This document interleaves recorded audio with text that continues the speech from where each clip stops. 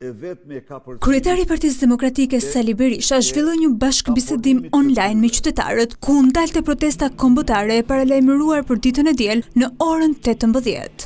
Ai u bëri thirrje shqiptarëve të marrin pjesë masivisht në protestë, duke e cilësuar atë si një reagim të domosdoshëm kundër qeverisë.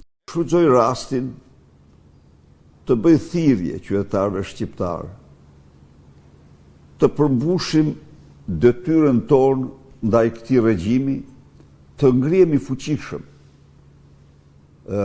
kundër Edi Rams dhe organizatës tij kriminale, e cila më së fundi mbylli dhe dyert e Europës për Shqipërinë me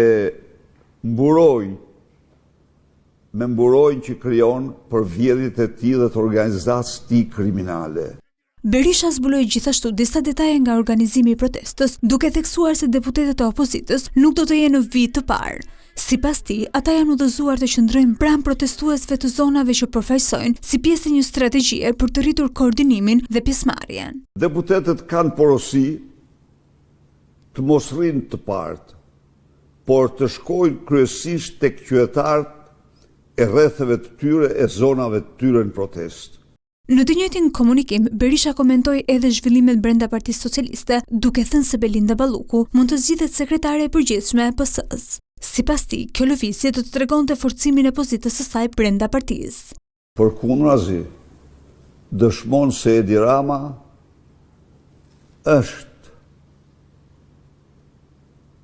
tërësisht i kapur nga Balluku dhe sheh forcë e Ballukut. Mos u çudit nesër që ajo të zgjidhet sekretare e përgjithshme e Partisë Krimit. Apo sot, se kur e ka atë mbledhje. Po ashtu, kreu i Partisë Demokratike sqaroi se në dosjen Balluku nuk përfshihet asnjë përfaqësues i opozitës. Ai shtoi se deputetët kanë pasur akses vetëm në raportin e SPAK dhe janë përgjegjës ligjërisht për ruajtjen e tij.